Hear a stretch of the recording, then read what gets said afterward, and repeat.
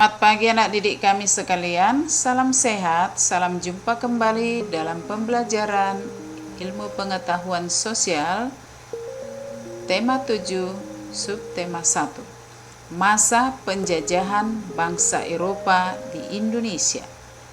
Penjelajahan samudra yang dilakukan pada abad ke-15 menjadi salah satu alasan mengapa bangsa Eropa mendatangi negeri-negeri timur yang melimpah kekayaan alamnya, termasuk Indonesia.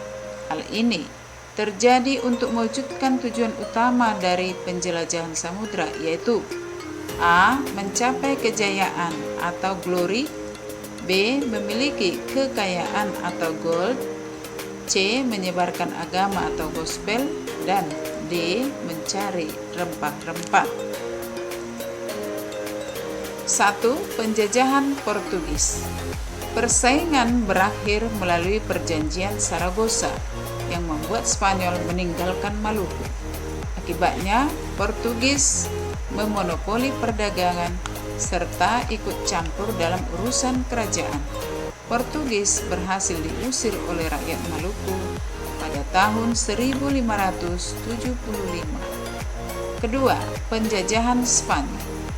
Tahun 1521, bangsa Spanyol datang ke Maluku. Tujuan bangsa Spanyol ke Indonesia untuk melakukan perdagangan rempah-rempah. Bangsa Spanyol disambut baik oleh rakyat Maluku, khususnya rakyat Tidore. Rakyat Maluku bekerja sama dengan bangsa Spanyol untuk melawan bangsa Portugis. Tahun 1534 dibuatlah perjanjian Saragossa antara bangsa Spanyol dan Portugis. Perjanjian tersebut berisi bahwa bangsa Spanyol mendapatkan wilayah Filipina, sedangkan Portugis tetap berada di Indonesia. Baik, perhatikan selanjutnya. Yang ketiga, penjajahan Belanda. Belanda pertama kali datang ke Indonesia dipimpin oleh Cornelis de Houtman pada 27 Juni 1596 di Banten. Belanda kembali datang pada tahun 1598 di Banten dengan tujuan untuk berdagang. Namun, tujuan Belanda kemudian berubah untuk menguasai Banten yang menjadi pusat perdagangan rempah-rempah. Belanda membentuk Verenigd Oost-Indisch Company atau VOC.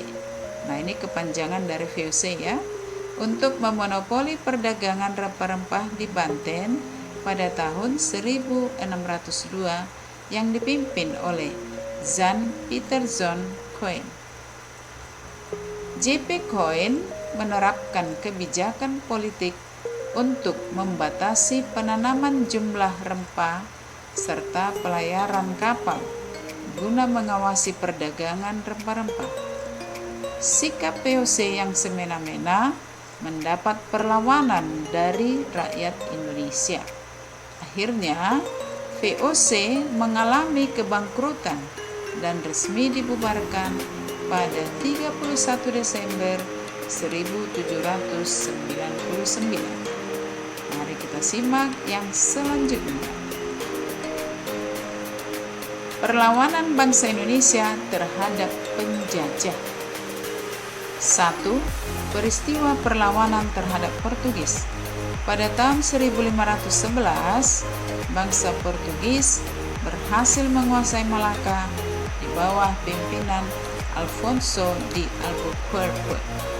Sikap semena-mena terhadap rakyat Indonesia memunculkan perlawanan di Aceh dan Maluku. Mari kita simak perlawanan di setiap daerah berikut ini. Nah, perhatikan gambar perlawanan terhadap Belanda di Aceh. Nah, ini gambarnya. Pemimpinnya adalah Teuku Umar.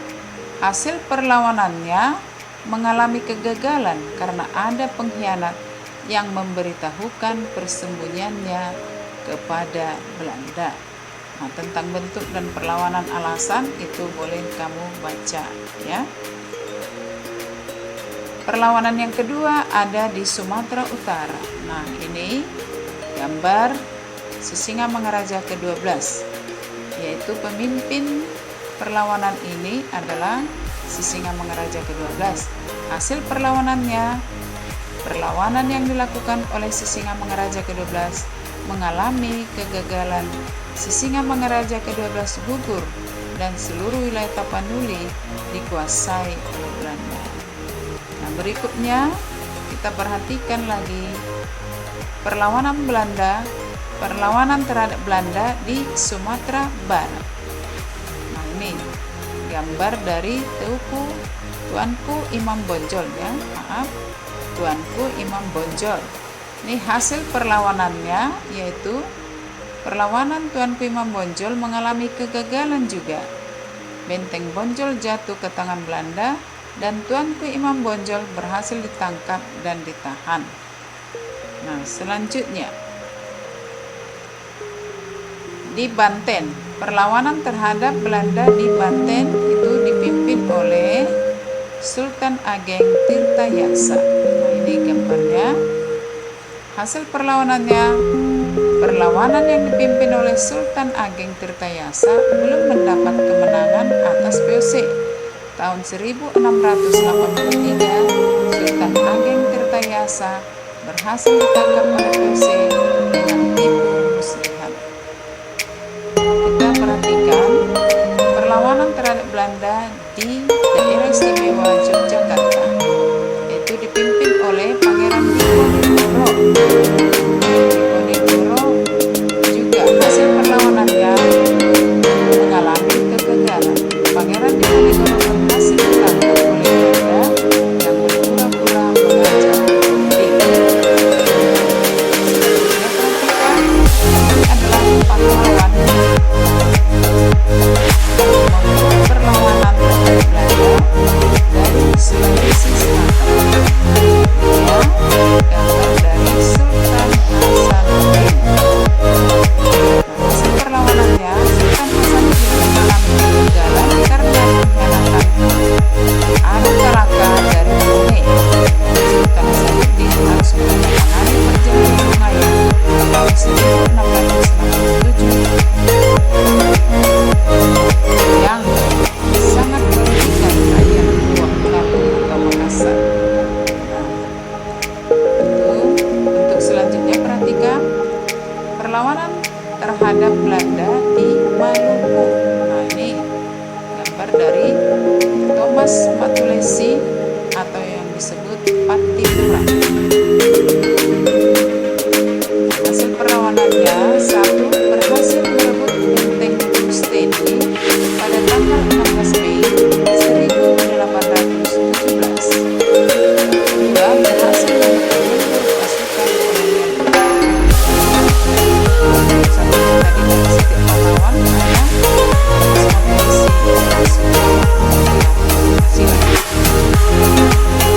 perhatikan yang selanjutnya. Perkembangan pergerakan nasional Indonesia. Masa penjajahan Indonesia berada pada kondisi yang sangat memprihatinkan. Pelaksanaan pemberontakan paksa dan berbeloknya memberi dampak buruk bagi Indonesia.